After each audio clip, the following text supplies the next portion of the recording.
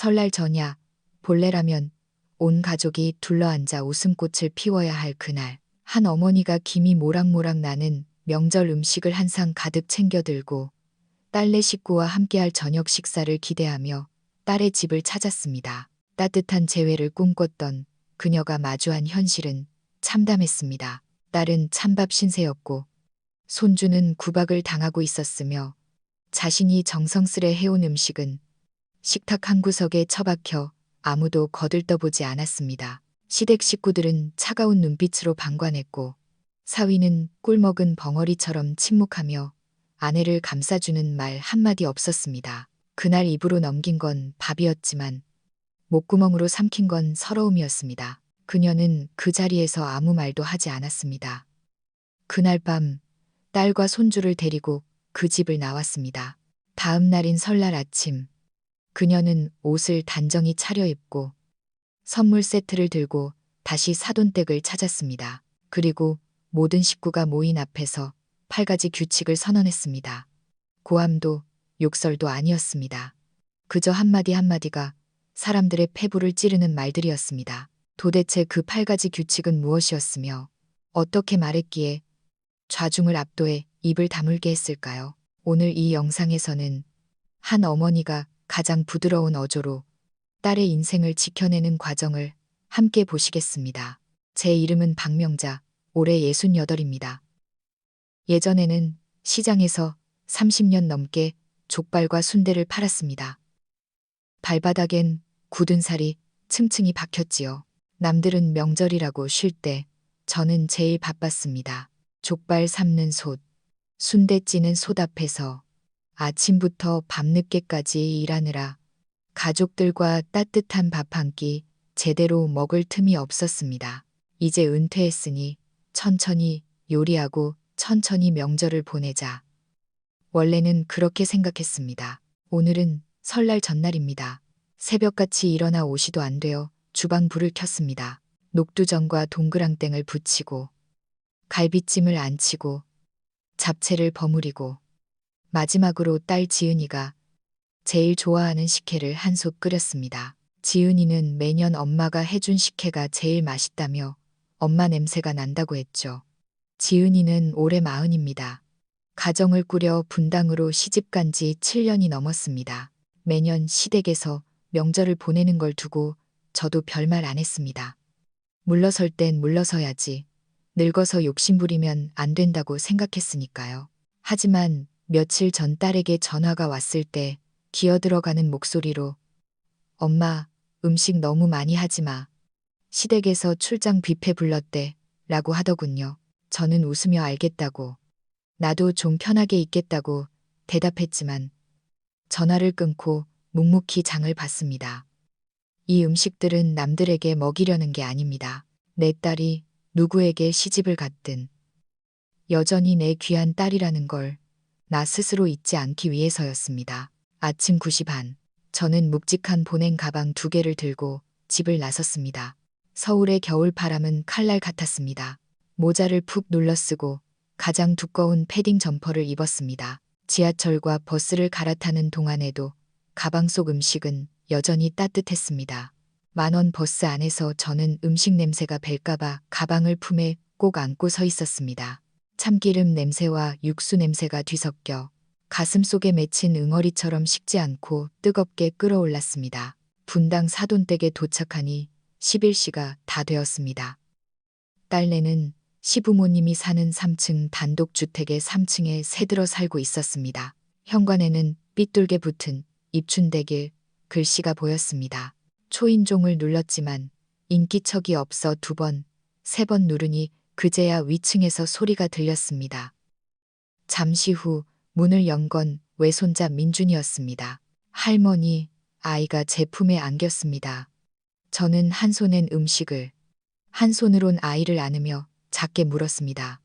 엄마는 부엌에 있어요.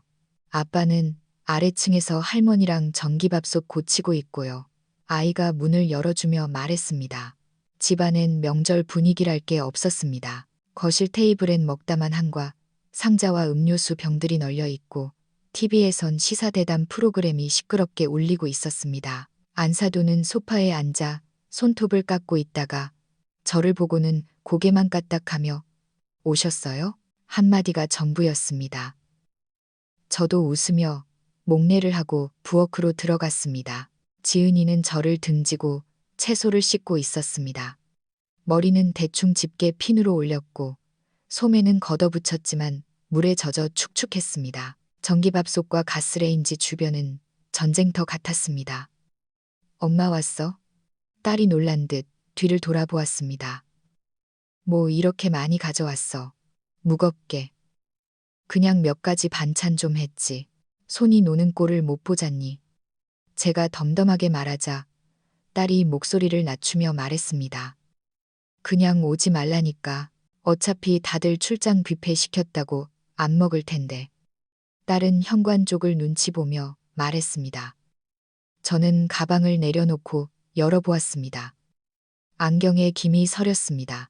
딸이 낮게 속삭였습니다. 배달 음식 오고 있어. 지금 데우는 중이야. 괜찮다. 내 반찬은 그냥 곁들여 먹으면 되지. 저는 애써 밝은 척 말했습니다. 사실 딸이 이 집에서 발언권이 없다는 건 알고 있었습니다. 제가 온 건 딸이 혼자가 아니라는 걸 보여주기 위해서였습니다. 얼마 지나지 않아 친척들이 들이닥쳤습니다. 시누이 부부, 시동생네 식구들까지 거실 소파에 앉아 떠들기 바빴고 아무도 부엌에 들어와 거들지 않았습니다. 제가 가져온 음식은 싱크대 구석으로 밀려나 아무도 손대지 않았습니다. 제가 지은이를 도와 접시를 꺼내려 하자 딸이 황급히 말했습니다. 엄마, 좀 쉬어. 내가 할게. 저는 한 발짝 물러나 냉장고 옆에 기대어 섰습니다. 집안은 보일러를 틀어 후끈한데 제 가슴 속은 점점 얼어붙는 것 같았습니다.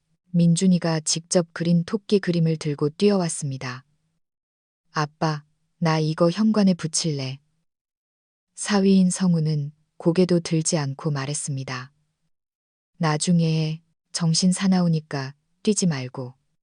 아이가 멈칫하자 안사돈이 인상을 찌푸리며 거들었습니다. 얘는 어쩜 저렇게 산만하니. 명절에 시끄럽게. 취. 아이가 입을 삐죽이며 저를 돌아보았습니다. 저는 손짓으로 아이를 불러 머리를 쓰다듬으며 속삭였습니다. 할머니가 정리 다 하면 우리 같이 붙이자. 식사 준비가 끝났지만 식탁 위엔 제 음식이 없었습니다. 제가 만든 잡채, 갈비찜, 저는 여전히 싱크대 위에 식어 빠진 채 방치되어 있었습니다. 마치 잊힌 기억처럼 말이죠. 부엌으로 가서 딸에게 물었습니다. 이거 좀 데울까? 딸이 입술을 깨물며 말했습니다. 엄마, 상에 자리가 없어. 뷔페 음식으로 꽉 찼어. 나중에 우리끼리 따로 먹자. 저는 더 말하지 않고 고개만 끄덕였습니다. 앞치마끈에 꽉 조인 딸의 허리가 마치 줄에 묶인 인형처럼 위태로워 보였습니다. 숨쉬는 것조차 조심스러워 보였습니다. 설명절상이 차려졌습니다. 테이블 위엔 플라스틱 용기에 담긴 배달 음식들이 즐비했습니다. 칠리새우, 탕수육, 유산슬, 모듬회, 전부 식당에서 배달 온 것들이었습니다. 제 음식은 보조 테이블 구석으로 밀려났고 뚜껑도 열리지 않았습니다. 저는 식은 잡채를 제 접시에 덜었습니다. 기름이 하얗게 굳어 뻣뻣했습니다. 입에 넣으니 말로 다할 수 없는 서러움이 씹히는 듯 했습니다. 민준이가 어른들 눈을 피해 제 옆으로 와 소근거렸습니다. 할머니, 나 배고파요. 저는 젓가락으로 동그랑땡 하나를 집어주었습니다. 아이가 막 입에 넣으려는데 식탁 상석에 있던 안사돈이 소리쳤습니다. 얘, 그거 먹지 마라. 기름 범벅인 걸 왜 먹니? 애한테 짠 거 먹이면 안 된다고 했잖니. 그러면서 아이 밥그릇을 획 뺏어가려 했습니다. 제 눈가가 파르르 떨렸습니다. 민준이는 고개를 푹 숙이고 아무 말도 못했습니다. 동그랑땡이 국그릇에 퐁당 빠지며 국물이 튀었습니다. 마치 출구를 찾는 듯한 몸부림 같았습니다. 저는 젓가락을 꽉 깨물고 아무 말도 하지 않았습니다. 밥알이 모래알처럼 깔깔해 삼킬 수가 없었습니다. 시댁 식구들은 식탁을 차지하고 앉았습니다. 사위 성훈이 상석에 그 옆으로 시부모와 시누이, 시동생 부부가 앉았습니다. 지은이는 모서리에 끼어 앉았고 민준이는 간이 의자에 앉았습니다. 대화가 끊길 때면 플라스틱 용기 뚜껑 여는 소리만 요란했습니다. 마치 끝도 없이 가면을 벗겨내는 소리 같았습니다. 성훈아, 올해 회사에서 보너스 좀 나왔냐? 시누이가 탕수육을 집으며 물었습니다. 뭐, 그럭저럭요.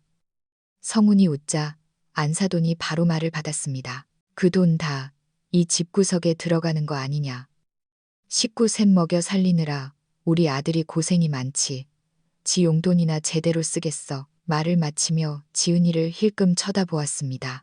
지은이는 얼굴이 굳은 채 밥만 깨작거렸습니다. 가슴을 쿡 찌르는 것 같았지만 참았습니다. 딸을 보니 그저 순종적인 모습으로 눈도 못 마주치고 젓가락질조차 조심하고 있었습니다. 숨소리라도 크게 내면 뭔가가 깨질 것처럼 말이죠. 사돈 어른, 따님 참 살림꾼이네요. 평소에 바깥 출입도 안 하죠. 친척 중 하나가 묘한 어조로 제게 물었습니다. 저는 억지로 입꼬리를 올렸습니다. 애 키우고 살림하느라 바쁘죠. 요새 젊은 사람들 맞벌이 안 하면 힘들 텐데 성훈이 혼자 벌어서 결혼하면서 관뒀잖아요. 안사돈이 끼어들었습니다. 그때 지가 전업주부 하겠다고 해서 놔뒀더니 이제 몇 년 됐다고 일할 생각도 안 해. 에휴, 사람이 한번 놀기 시작하면 다시 일하기 힘들지. 그 말은 비수처럼 꽂혔습니다.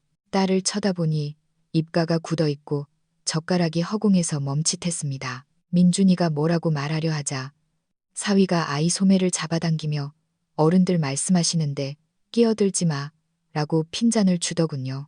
저는 밥상을 엎고 싶은 충동을 눌렀습니다. 그때 지은이가 갈비찜 한 조각을 집어 남편 밥그릇에 놔주며 작게 말했습니다. 이거 엄마가 해오신 거야. 당신 좋아하잖아. 한번 먹어봐. 성우는 흘낏 보더니 젓가락도 대지 않고 인상을 찌푸렸습니다. 이따가 나 지금 속이 안 좋아서 기름진 거 안 먹을래. 저거 좀 치워. 그러면서 그릇을 옆으로 밀어버렸습니다. 국물이 튈까봐 겁난다는 듯이요. 갈비찜 조각이 밥그릇 안에서 외롭게 뒹굴었습니다. 제 눈가가 다시 떨렸습니다. 입술을 깨물었지만 결국 아무 말도 하지 못했습니다. 식사가 끝나고 화장실에 간다는 핑계로 일어났습니다. 복도 끝 화장실 문이 살짝 열려 있었고 안에서 훌쩍이는 소리가 들렸습니다. 아주 가늘고 여린 소리였습니다. 문틈으로 보니 지은이가 거울 앞에 서서 한 손으론 눈가를 누르고 한 손으론 파우치를 뒤적이며 파운데이션을 찾고 있었습니다. 코끝이 빨개지고 속눈썹이 젖은 채 당황한 얼굴이었습니다. 거울 속에서 저와 눈이 마주치자 딸이 황급히 얼굴을 닦으며 말했습니다. 엄마, 나 방금 매운 거 먹어서 눈물이 좀 나네. 저는 아무 말도 못하고 문가에 서서 딸이 화장을 고치는 뒷모습만 바라보았습니다. 분첩으로 얼굴을 두드리는 그 손길이 마치 지난 세월의 서름을 꾹꾹 눌러 감추려는 것 같았습니다. 거실로 돌아오자 민준이가 달려와 안기며 물었습니다. 할머니, 오늘 우리 할머니 집 가서 자면 안 돼요? 저는 쭈그리고 앉아 아이 머리를 쓰다듬었습니다. 그래, 그러자. 제 마음속의 목소리가 점점 또렷해졌습니다. 시댁을 나온 건 저녁 8시가 넘어서였습니다. 한 손엔 음식 가방을, 한 손엔 민준이 손을 잡았습니다. 지은이는 가방 하나를 들고 힘없이 따라 나왔습니다. 3층 양옥집을 나서는데 배웅하는 사람 하나 없었습니다. 거실에선 고스톱 치는 소리와 왁자지껄한 웃음소리만 들려왔습니다. 우리가 나가는 걸 아무도 모르거나 아니면 신경도 안 쓰는 거겠죠. 엄마, 우리 진짜 가는 거야? 딸이 억눌린 목소리로 물었습니다. 그래. 일단 잘 곳부터 찾자. 내일 얘기해. 남은 음식은 버리기 싫어. 다시 싸들고 왔습니다. 그 집엔 놔두기 싫었거든요. 우리는 택시를 잡아타고 근처 번화가의 비즈니스 호텔로 갔습니다. 가장 저렴한 패밀리룸, 1박에 12만 원, 조식 포함. 방은 작았지만 깨끗했고 난방도 잘 나왔으며 무엇보다 차가운 비아냥을 듣지 않아도 됐습니다. 엘리베이터 거울에 비친 우리 셋의 모습이 보였습니다. 지은이 눈가는 여전히 붉었고 민준이는 지쳐 제게 기대 있었습니다. 문득 우리 셋이서 명절에 이렇게 밖에서 자보는 게 처음이라는 사실을 깨달았습니다. 호텔 방문을 열고 노란 조명이 켜지자 안도의 한숨이 나왔습니다. 민준이는 침대에 뛰어들며 좋아했습니다. 우와, 여기 진짜 좋다. 할머니, 우리 여기서 이틀 자요? 아까 식탁 밑에서 주눅 들어있던 그림자는 온데간데 없었습니다. 그래, 그러자꾸나. 지은이는 가방을 내려놓고 침대 모서리에 앉아 아무 말도 없었습니다. 저는 보온병에 담아온 식혜를 종이컵에 따랐습니다. 딸에게 건네니 손가락이 얼음장처럼 차가웠습니다. 엄마, 미안해. 딸이 입술을 달싹였습니다. 뭐가 미안해? 이런 꼴 보여줘서 그런 소리 듣게 해서. 엄마, 오늘 처음 들은 거 아니지? 제가 담담하게 말했습니다. 딸은 멍하니 있다가 고개를 숙였습니다. 나 내 시댁 처음 갔을 때부터 알았어. 내가 어떻게 사는지. 제가 식혜를 한 모금 마시고 말을 이었습니다. 네가 말 안 하니까 나도 참은 거야. 그제야 딸의 눈에서 눈물이 툭툭 떨어져 종이컵 안으로 들어갔습니다. 나 진짜 노력했어. 엄마. 그 사람들이 원하는 거 다 했어. 시집가고 2년 동안 냉장고에 있는 양념통 하나 맘대로 못 건드렸어. 민준이 기침만 해도 내가 애를 잘못 키워서 그렇다고 하고 둘째 가졌을 때도 부엌에서 걸레질하다가 유산됐는데 나보고 몸 관리를 못해서 박복하대. 엄마 걱정할까봐 말 안 했어. 딸이 고개를 들고 떨리는 목소리로 말했습니다. 근데 나 이제 진짜 못 버티겠어. 딸의 얼굴이 그제야 선명하게 보였습니다. 미처 보지 못했던 피로감, 터진 입술, 꺼져가는 등불 같은 눈빛. 이제 그만 버텨. 제가 나직이 말했습니다. 내일은 내가 할게. 지은이는 제 어깨에 기대어 펑펑 울면서 웃었습니다. 엄마, 진짜 나서려고. 그러다 싸움 나면 어떡해. 내 딸이 이렇게 당하고 있는데 가만히 있으면 그게 애미냐? 민준이가 침대에서 고개를 내밀고 잠결에 물었습니다. 엄마 왜 울어? 아니야. 할머니가 웃긴 얘기해줘서 그래. 저는 민준이를 토닥여 재웠습니다. 아이가 잠든 걸 확인하고 불을 껐습니다. 창밖 멀리서 폭죽 터지는 소리가 들렸습니다. 저는 침대에 누워서도 식은 갈비찜과 전이 든 가방끈을 놓지 못했습니다. 음식은 식었지만 제 가슴 속의 분노는 뜨겁게 타올랐습니다. 내일은 기필코 끝장을 보리라. 설날 아침 7시 저는 일어났습니다. 지은이와 민준이는 세상 모르고 자고 있었습니다. 저는 로비로 내려가 혼자 조식을 먹었습니다. 죽과 삶은 달걀을 먹으며 뉴스를 보면서 오늘 할 말을 머릿속으로 정리했습니다. 어설프게 해선 안 된다. 똑똑히 확실하게 보여줘야 한다. 내 딸은 너희들이 밟아도 되는 그런 사람이 아니라는 걸. 오전 8시 반, 저는 백화점 문 여는 시간에 맞춰 고급 한우 선물 세트와 법성포 굴비, 그리고 제가 직접 쓴 8가지 규칙을 담은 봉투를 준비했습니다. 동대문에서 산 남색 코트를 입었습니다. 원단이 톡톡하고 깃이 살아있어 꽤 비싸 보이는 옷이었죠. 나서려는데 딸이 제 팔을 잡았습니다. 엄마, 진짜 가려고? 그래. 더는 너 혼자 감당하게 안 둔다. 그럼 말만 하고 바로 나와. 싸우지 말고 걱정 마라. 싸우러 가는 게 아니라 가르치러 가는 거니까. 오전 10시쯤 사돈댁에 도착했습니다. 시누이가 문을 열어주었습니다. 선물 세트를 든 저를 보고 의아해했습니다. 어머, 또 오셨어요? 웬 선물을. 저는 웃으며 고개를 끄덕였습니다. 세배하러 왔습니다. 거실로 들어서자 안사돈, 바깥사돈, 사위, 친척들이 모두 모여 있었습니다. 지은이는 어제처럼 구석에 서 있었습니다.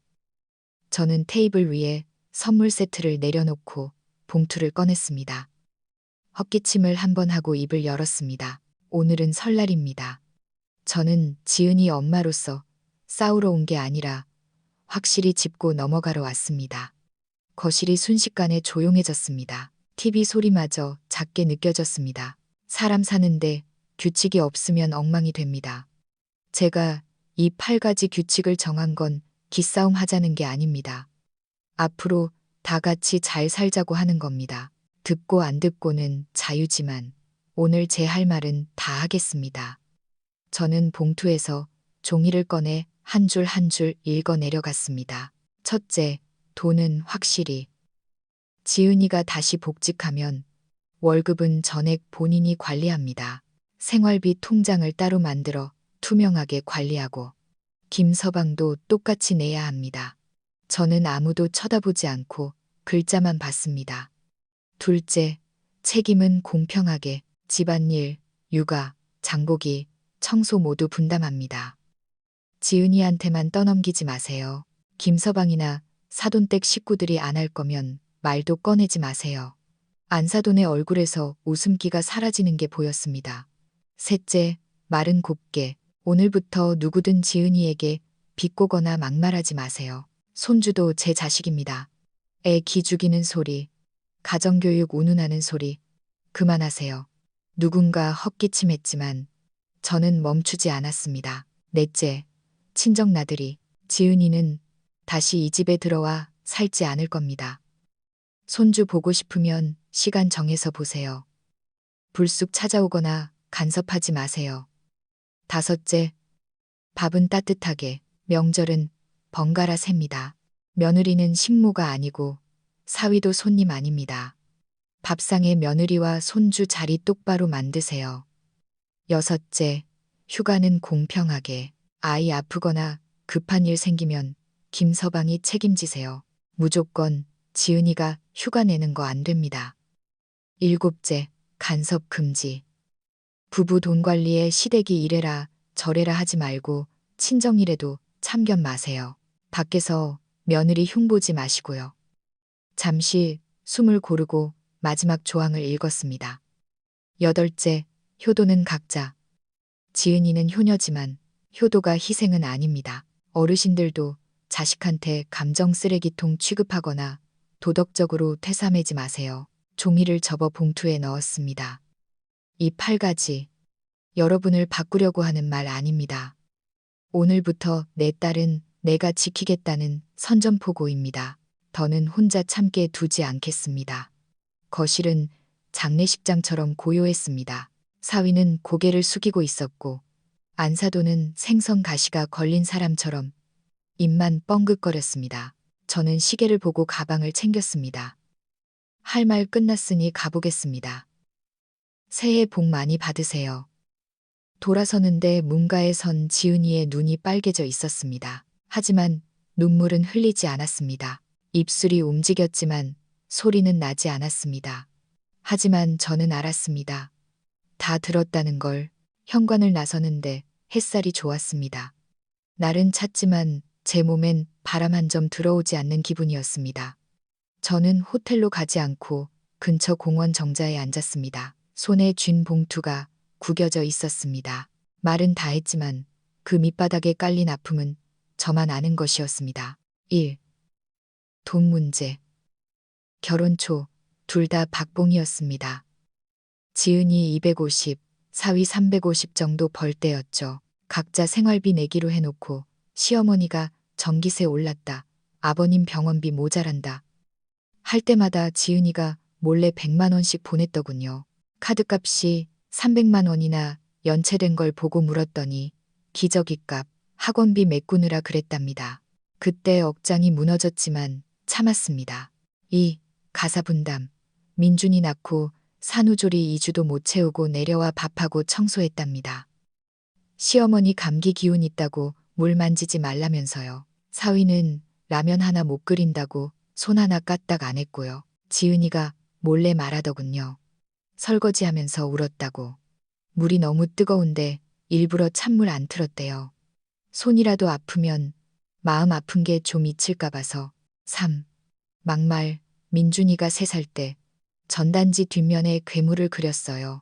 제가 보기엔 창의적이라 사진도 찍어놨는데 바깥사돈이 그걸 보고 이따위로 그려서 나중에 밥이나 벌어먹겠냐 라고 면박을 줬답니다. 안사돈은 옆에서 지 엄마 닮아서 쓸데없는 짓만 한다고 웃었고요.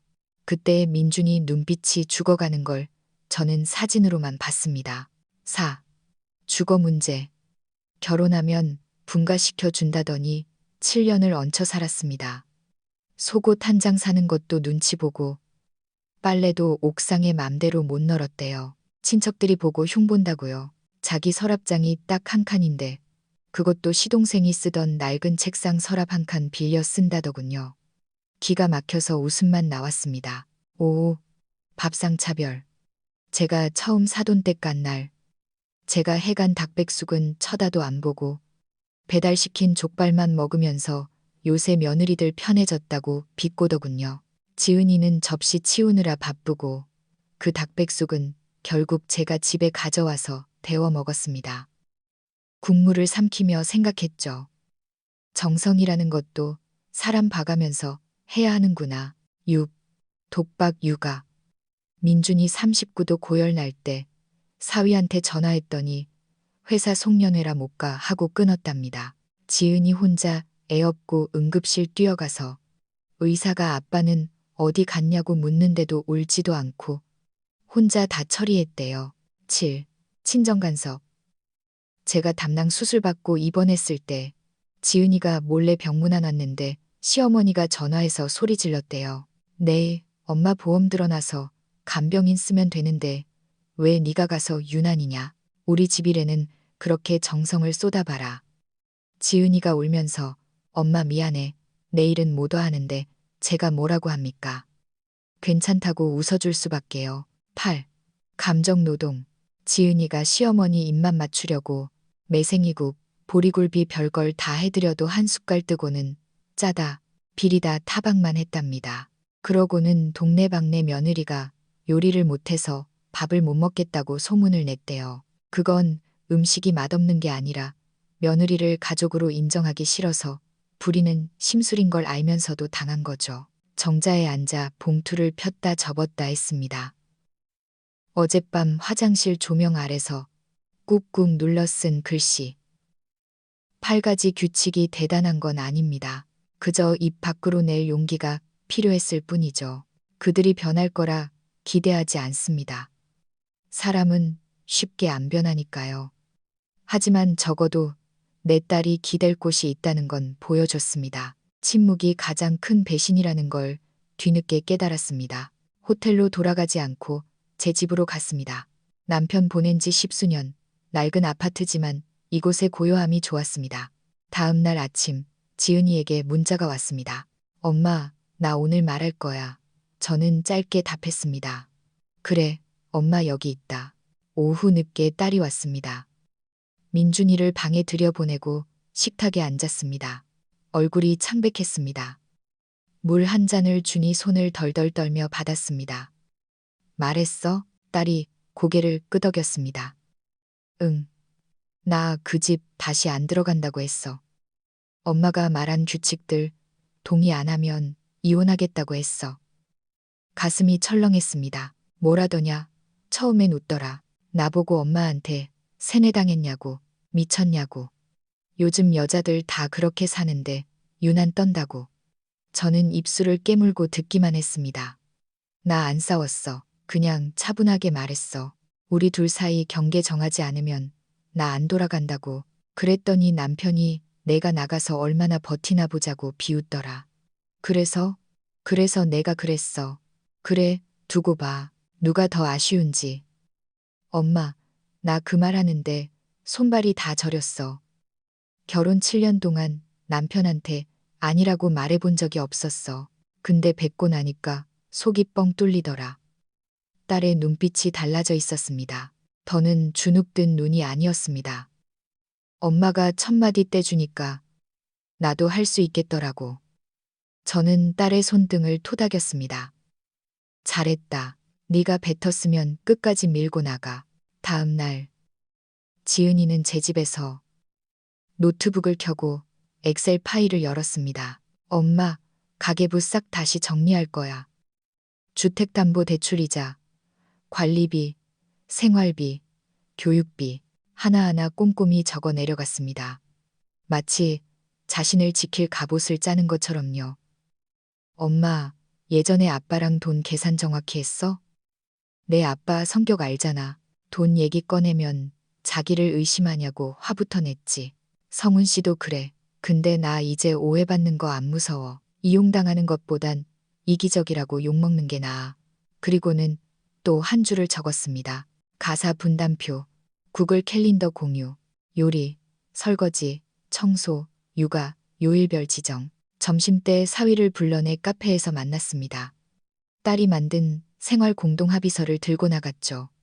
저녁 때 돌아온 딸은 마라톤을 완주한 사람 같았습니다. 서명했어. 종이를 내려놓는데 서명란에 사위의 사인이 있었습니다. 억울해 죽으려고 하더라. 근데 알 거야. 이번엔 내가 진심이라는 거. 엄마, 나 예전엔 그 사람이 인상만 써도 꼬리 내렸는데 오늘은 끝까지 버텼어. 왜인 줄 알아? 왜? 엄마가 내 뒤에 있다고 생각하니까. 내가 혼자가 아니라는 생각이 드니까. 힘이 나더라. 저는 딸을 안아주었습니다. 엄마의 역할은 그저 뒤에서 지켜보는 거라고 생각했는데 때로는 나서서 방패가 되어줘야 한다는 걸 배웠습니다. 합의서 쓴 지 이틀 만에 안사돈에게 전화가 왔습니다. 난리가 났죠. 너 우리랑 인연 끊을 작정이냐? 남편을 아주 쥐락펴락하려고 들어. 네가 그러고도 우리 집 며느리냐? 전화기 밖으로 소리가 다 들렸습니다. 지은이는 차분하게 대답했습니다. 어머님, 저 불효하려는 게 아니라 우리 가족 행복하게 살려고 그러는 거예요. 전화를 끊고 딸이 멍하니 있길래 제가 찻잎을 챙겨 들고 말했습니다. 가자. 내가 같이 가주마. 예고도 없이 차자가 초인종을 눌렀습니다. 사위가 놀란 눈으로 문을 열었습니다. 안사돈은 소파에서 드라마를 보다가 우리를 보고는 표정이 굳었습니다. 여기가 어디라고 또 와? 아주 선전포고를 하러 다니네. 제가 웃으며 말했습니다. 선전포고가 아니라 차 한잔하러 왔습니다. 이거 작설차예요. 속 편하게 해줍니다. 안사돈이 콧방귀를 뀌었습니다. 속 편하게 너희 모녀 때문에 내 속이 문드러진다. 며느리 잘못 들여서 이게 무슨 꼴이야. 사돈, 우리가 사돈댁 미워해서 그러는 거 아닙니다. 다만 당연하지 않은 걸 당연하게 여기는 게 습관이 돼서 그래요. 그걸 고치자는 겁니다. 그래서 남편한테 엑셀이니 구글이니 들이밀고 살림을 시켜. 그게 남자 할 짓이니? 집안일 같이 하고 애 돌보는 남자가 진짜 가장이죠. 입으로만 가장 노릇하는 건 남자가 아니라 짐입니다. 안사돈 얼굴이 불그락푸르락 했습니다. 그때 사위가 끼어들었습니다. 엄마, 그만하세요. 모두가 놀라 쳐다봤습니다. 이건 저랑 지은이 문제입니다. 엄마는 빠지세요. 정적이 흘렀습니다. 저는 자리에서 일어났습니다. 할 말 다 했으니 가보겠습니다. 가정을 깨는 건 규칙이 아니라 나쁜 습관을 고치지 않으려는 고집입니다. 그날 이후로 지은이는 완전히 달라졌습니다. 시댁 근처를 떠나 저희 집 근처의 작은 빌라로 이사했습니다. 보증금 빼서 월세로요. 좁지만 햇살이 잘 드는 집이었습니다. 거실에 자기만의 책상을 놓고 좋아하는 의자를 샀습니다. 엄마, 나 이 의자 하나 사는데 예전엔 허락을 3번이나 받아야 했어. 이젠 내가 결정해.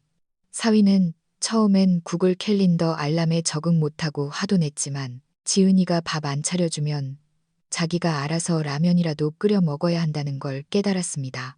안사돈이 한번 찾아와서 부엌이 좁아서 어디 밥이나 해먹겠냐고 비꼬았지만 지은이는 웃으며 차를 내왔습니다. 어머님, 집 크기는 안 중요해요. 여기서 우리가 주인이라는 게 중요하죠. 민준이도 밝아졌습니다. 어느 날 그림을 그려서 보여주더군요. 앞치마를 두르고 망토를 펄럭이는 엄마 모습이었습니다. 제목은 엄마 협객. 엄마가 부엌에서 국자 들고 있으면 슈퍼히어로 같아. 우리는 그 그림을 보고 한참을 웃었습니다. 저는 다시 일상으로 돌아왔습니다. 수원에 있는 제 집 텃밭에 상추며 고추를 심고 노인정에서 서예를 배웁니다. 지은이는 매달 민준이를 데리고 저를 보러 옵니다. 지난 주말 지은이가 민준이 손을 잡고 왔습니다. 할머니, 나 콩나물국밥 먹고 싶어요. 제가 차린 밥상 머리에서 딸이 말했습니다. 엄마, 예전엔 참고 사는 게 미덕인 줄 알았어. 근데 이제 알겠어. 내 등 뒤에 누가 있다는 믿음이 진짜 용기라는 거. 그래, 넌 내 딸인데 내가 안 지키면 누가 지키냐. 엄마, 고마워. 나 포기 안 해줘서. 우리는 공원을 산책했습니다. 민준이가 킥보드를 타고 앞서 나가고 딸과 저는 천천히 걸었습니다. 딸이 제 어깨에 머리를 기댔습니다. 이제 더는 무거운 짐을 진 가장의 뒷모습이 아니었습니다. 자신의 인생을 스스로 꾸려가는 단단한 여자의 모습이었죠. 저는 생각했습니다. 이 싸움은 딸이 강해져서 이긴 게 아니라 누군가 무너지는 마음을 받아주었기에 가능했던 것이라고. 박명자 씨의 선택, 여러분은 어떻게 보셨나요? 여러분이 만약 지은이의 엄마였다면 언제 나서셨을까요? 아니면 여러분이 지은이라면 스스로 말할 수 있었을까요? 가족 간의 예의와 간섭 사이. 참는 게 평화일까요? 아니면 엎어서라도 자유를 찾는 게 맞을까요? 여러분의 생각이나 비슷한 경험이 있다면 댓글로 남겨주세요. 여러분의 이야기가 지금도 어디선가 숨죽여 울고 있을 또 다른 며느리, 또 다른 딸에게 출구가 될 수 있습니다. 구독과 좋아요는 더 많은 사람에게 이 이야기를 전하는 힘이 됩니다. 감사합니다.